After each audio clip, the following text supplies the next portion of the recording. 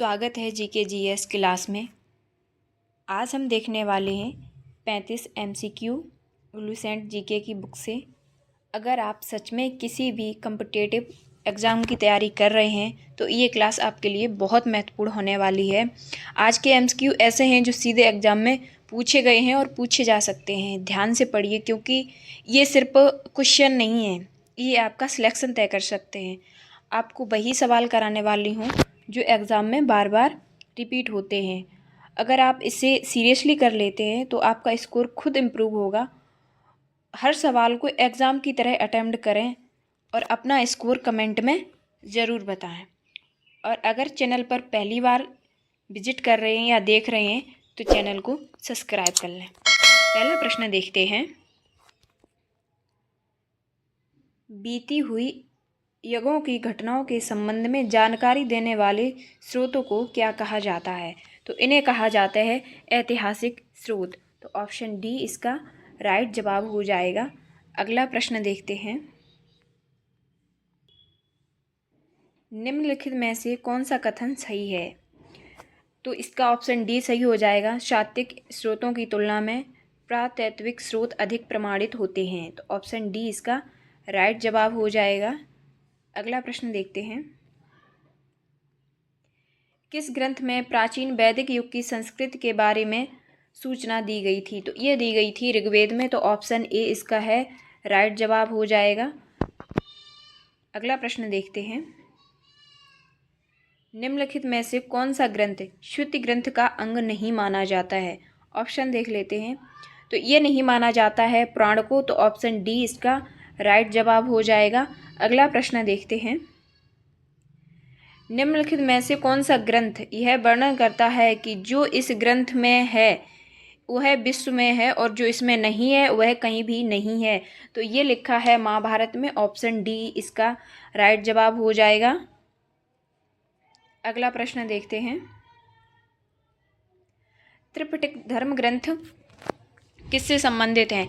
तो ये संबंधित हैं बौद्ध जी से, बौद्ध धर्म से। ऑप्शन बी राइट हो जाएगा। अगला प्रश्न देखते हैं। जातक किसका ग्रंथ है? ऑप्शन देख लेते हैं। तो जातक बौद्ध धर्म का ग्रंथ है। तो ऑप्शन सी इसका राइट जवाब हो जाएगा। अगला प्रश्न देखते हैं। मिलिंद पिन्हो राजा मिलिंद और किस बौद्ध भिक्षु के बीच संवाद है? तो ये हुआ था मिलिंद पिन्हो और नागसेन के बीच। तो ऑप्शन ए इसका राइट जवाब हो जाएगा। अगला प्रश्न देखते हैं। निम्नलिखित में से किसकी तुलना मैकियावेली के प्रिंस से की जा सकती है? तो ये की जा सकती है अर्थशास्त्र से, तो जो कि कौटिल्य ने लिखा है। तो ऑप्शन बी इसका राइट जवाब हो जाएगा। अगला प्रश्न देखते हैं। कौटिल्य के अर्थशास्त्र में किस पहलू पर प्रकाश डाला गया है? तो जो इसमें डाला गया वो डाला गया है राजनीतिक नीतियाँ। तो ऑप्शन बी इसका राइट जवाब हो जाएगा। अगला प्रश्न देखते हैं। हरिश्चरित पुस्तक के लेखक कौन है? तो इस पुस्तक के लेखक हैं बाणभट्ट। ऑप्शन बी है जो इसका राइट जवाब हो जाएगा। अगला प्रश्न देखते हैं। अष्टाध्यायी किसके द्वारा लिखी गई है? मोस्ट इम्पोर्टेंट क्वेश्चन है, न जाने कितनी बार एग्जाम में पूछा गया है। तो जो इसका लेखक है वो है पाणिनि जी। तो ऑप्शन बी इसका राइट जवाब हो जाएगा। अगला प्रश्न देखते हैं। महाभाष्य के रचयिता कौन है?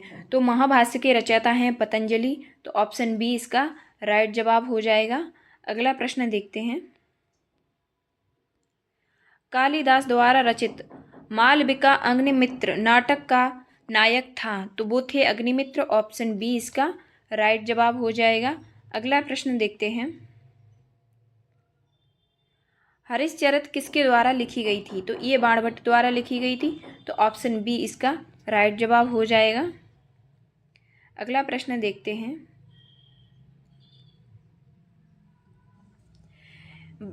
विक्रमादेव चरित के रचयिता कौन थे? तो ये थे बिलहन। तो ऑप्शन बी सही हो जाएगा इसका राइट जवाब। अगला प्रश्न देखते हैं। चंद्रवरदाई द्वारा रचित ग्रंथ का नाम क्या था? तो ये था पृथ्वीराज रासो। तो ऑप्शन ए इसका राइट जवाब हो जाएगा। अगला प्रश्न देखते हैं। निम्न में से कौन सा सिकंदर के साथ भारत आने वाला इतिहासकार नहीं था? तो वो नहीं था प्लूटार्क, नियाकर्स भी था, एरिस्टोबुलस भी था, प्रिडिक्कस भी था। ऑप्शन डी है इसका जो राइट जवाब हो जाएगा। अगला प्रश्न देखते हैं। निम्नलिखित में से किस विदेशी यात्री ने भारत का सबसे पहला दौरा किया था? तो ये किया था मैक्सनीज ने। तो ऑप्शन ए है इसका जो राइट जवाब हो जाएगा इसका ऑप्शन। अगला प्रश्न देखते हैं। मैक्सनीज की पुस्तक का नाम क्या था? तो इनकी पुस्तक का नाम था वो था इंडिका। ऑप्शन ए इसका राइट जवाब हो जाएगा। अगला प्रश्न देखते हैं। ज्योतिष शास्त्र की रचना किसने की? तो ज्योतिष शास्त्र की रचना की थी वो की थी प्लिनी। ऑप्शन डी इसका राइट जवाब हो जाएगा। अगला प्रश्न देखते हैं। सिल्क रोड का नाम है? तो ये है रेशम मार्ग। ऑप्शन ए इसका राइट जवाब हो जाएगा। अगला प्रश्न देखते हैं। पेरिपल्स ऑफ इरिथ्रेशियन सी की रचना किसने की? तो इसकी की है अज्ञात यूनानी लेखक ने। तो ऑप्शन डी इसका राइट हो जाएगा। अगला प्रश्न देखते हैं। फहायान किस देश का निवासी था? तो फहायान चीन देश का निवासी था। तो ऑप्शन सी इसका राइट जवाब हो जाएगा। अगला प्रश्न देखते हैं। फायान किसके शासनकाल में भारत आया था? तो फान आया था चंद्रगुप्त द्वितीय के शासनकाल में। तो ऑप्शन डी इसका राइट जवाब हो जाएगा। अगला प्रश्न देखते हैं। ह्वेनसांग के समय में कौन सी चीनी यात्री भारत आया था? तो वो आया था इतसिंग। ऑप्शन बी है इसका राइट जवाब हो जाएगा। अगला प्रश्न देखते हैं। प्रांतीय पते भारत आए अरब यात्री सुलेमान ने किस राज्य को रहमा कहा है? तो ऑप्शन देख लेते हैं। ये कहा है राष्ट्रकूट को। ऑप्शन सी इसका राइट जवाब हो जाएगा। अगला प्रश्न देखते हैं। अल बरूनी किसके शासनकाल में इतिहासकार था? तो ये था महमूद गजनवी के।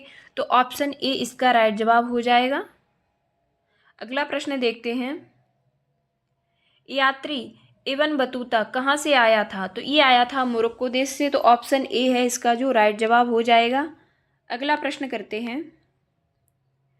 दक्षिण अफ्रीकी यात्री इब्न बतूता किसके शासनकाल में आया था? तो ये आया था मोहम्मद बिन तुगलक के शासनकाल में। तो ऑप्शन सी है इसका जो राइट जवाब हो जाएगा। अगला प्रश्न देखते हैं।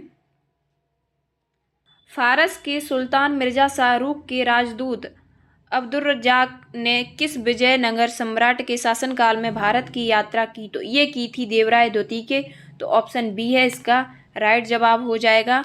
वीडियो कैसी लगी कमेंट करके बताते रहें। चैनल को सब्सक्राइब करते रहें। अगला प्रश्न देखते हैं। भारतीय पुरातत्व सर्वेक्षण की स्थापना कब हुई? तो इसकी हुई थी 1861 ईस्वी में। तो ऑप्शन डी है इसका जो राइट जवाब हो जाएगा। अगला प्रश्न देखते हैं।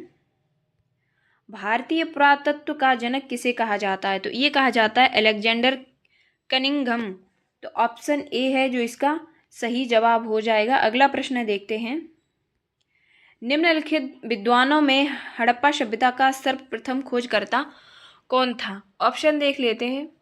तो ये थे दयाराम साहनी। ऑप्शन डी है इसका राइट जवाब हो जाएगा। अगला प्रश्न। पिता की खोज किस वर्ष हुई थी? तो ये हुई थी 1921 ईस्वी में। तो ऑप्शन बी है इसका जो राइट जवाब हो जाएगा। वीडियो कैसी लगी कमेंट करके बताना।